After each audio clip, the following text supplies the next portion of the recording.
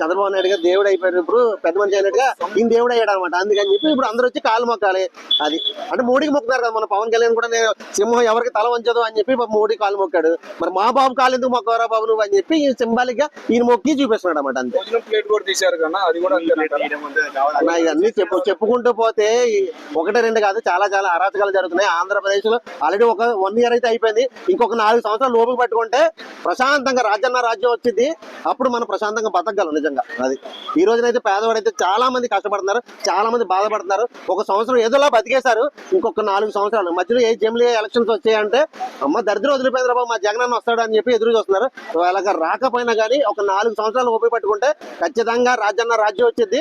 ప్రశాంతంగా పేదపడని 4 పూటలు పొద్దున టిఫిన్, మధ్యాహ్నం భోజనం, మధ్యాహ్నం స్నాక్స్, రాత్రి భోజనం 4 పూటల కడుపు నిండా అన్నం తినే రోజులు 4 సంవత్సరాలు రాబోతుంది ఖచ్చితంగా. అయితే నామినేషన్ ఒక వీడియో చేస్తూ 3 రాజధానులు అయితేనే కరెక్ట్, జగన్ గారే కరెక్ట్ అమరావతి విషయంలో అని చెప్పి చెప్పడం అన్న. మంచి చేసేటప్పుడు ఎవరికి కనపడదు, ఇంకోటి వచ్చి చెడ తిప్పుతాడు చూడు, అప్పుడు తెలిసింది అనమాట అరే ఆడు చేసేదే బెస్ట్ కదా అని. ఖచ్చితంగా ఆయన చేసి జగన్ చేయాలనుకున్న ఆలోచన చాలా మంచిది. ఎందుకంటే హైదరాబాద్ ఎంత డెవలప్ అయిందో, వైజాగ్ రోడ్లు కానీ వైజాగ్ కానీ అంత డెవలప్ అయింది, అంత ల్యాండ్ లోనే అక్కడ.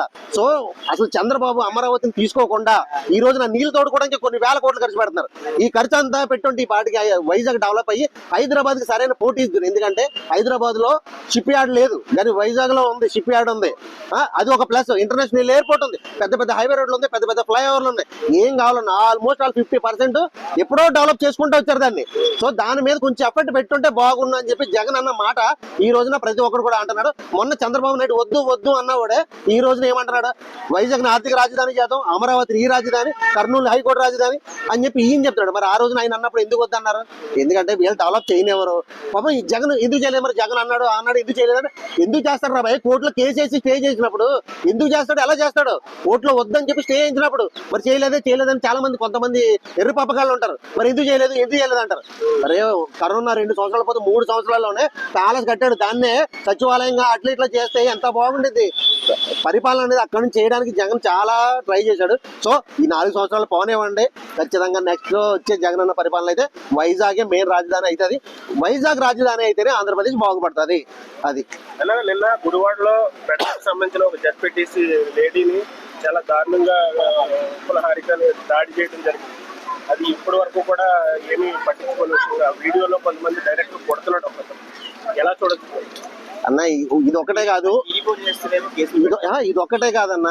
ఇలాంటి అరాచకాలు ఈ 1 year లో చాలా జరిగింది. దళితుల మీద అన్యాయాలు జరుగుతున్నాయి, దళితులను వెలివేస్తున్నారు. ఒక్కటే కాదు, చాలా చాలా చాలా అరాచకాలు జరుగుతున్నాయి. రెడ్ బుక్ రాజ్యాంగం అని చెప్పి ఒక బుక్ రాసుకుంటున్నాడు. మరి అందులో ఏం రాసుకున్నాడో తెలియదు, కానీ ఆయన నచ్చినట్టు చేసుకుంటున్నారు. ఎవరైతే వాళ్ళ పార్టీలో ఉన్న వాళ్ళు ఎప్పుడో జరిగిన విషయాల్ని తీసుకొచ్చి ఇప్పుడు పెట్టి కేసులో పెట్టి అన్యాయంగా జైల్లో పెట్టి చాలా అంటే చాలా అరాచకాలు చేస్తారు. సో వీళ్ళ డెవలప్మెంట్ మీద దృష్టి పెడతాం మానేసి పగ సాధింపు మీద దృష్టి పెట్టారు. సో ఇప్పటికైనా సరే అవన్నీ మానుకొని జనాల కోసం పట్టించుకుంటే మాత్రం ఖచ్చితంగా ఏమన్నా డిపాజిట్ అన్న వచ్చే అవకాశం ఉంటుంది 2029లో. లేకపోతే అది కూడా ఉండదు. అయినా వాళ్ళకి తెలిసిపోయింది 2029లో మనం కనబడము, అనవసరం. మనం ఇప్పుడు ఏం చేసినా ఉపయోగం లేదు. దోచుకున్నంత దాచుకో. సింగపూర్ లో hotels 5 star hotel already Chandrababu గారికి ఉన్నాయి. ఇప్పుడు 7 star 8 star 10 star హోటల్ కట్టుకోవడానికి ప్లానింగ్ లో ఉన్నారు. అందుకే వెళ్తున్నారు. ఇప్పుడు పవన్ కళ్యాణ్ గారికి 4 రోజులు సీఎం పదవి ఏదో ఇచ్చి సింగపూర్ వెళ్తున్నారంట. మరి ఏమో 10 star హోటల్ ఏమన్నా అంటే ఇప్పుడున్న పరిస్థితి ప్లానింగ్ ఏమో సీఎం మార్చాలి, చంద్రబాబు గారికి రిటైర్మెంట్ వయసు దాటిపోయింది అని ఏమన్నా అనుకుంటున్నారు?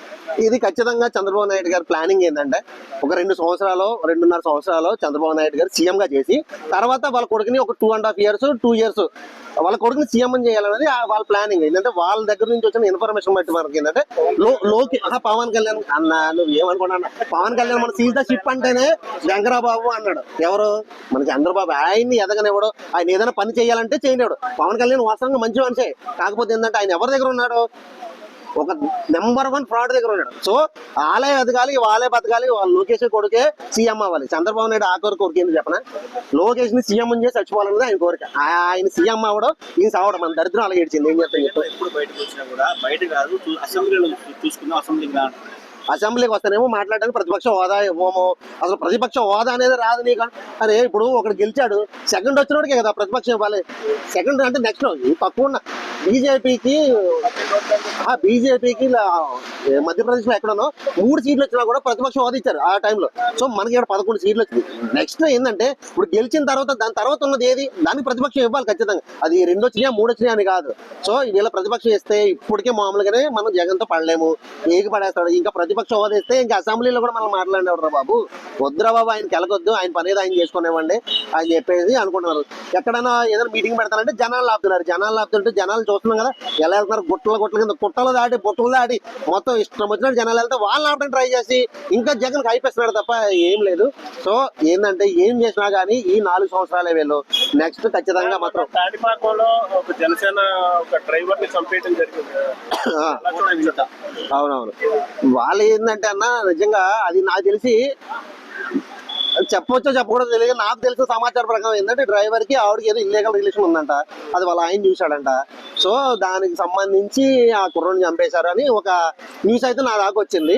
సో అది జరిగి ఉండొచ్చు అని నా ఉద్దేశం. అంతే. చంపేసుకోవడం ఏంటన్నా మరి అదే మరి వాళ్ళ ప్రభుత్వం కదా, ఇప్పుడు పవన్ కళ్యాణ్ గారు టీడీపీ ప్రభుత్వం నడుస్తుంది. సో వాళ్ళ ప్రభుత్వం వాళ్ళు ఏం చేసినా కానీ చెల్లిద్ది, ఆ టైప్ లోనే ఉంది అంతే. సో వాళ్ళకి చెల్లిద్ది అలాగా. భర్త వెళ్తూ అన్న చేసింది డైరెక్ట్ లైవ్ లో వాళ్ళే ఒప్పుకున్నారు, చేసిన వాళ్ళు పక్కన ఉన్న వాళ్ళే ఒప్పుకున్నారు. మనం ఎన్ని అబద్ధాలు అన్నా కానీ నిజం అనేది బయటకు వస్తుంది డెఫినెట్ గా. సో అంతే అన్న.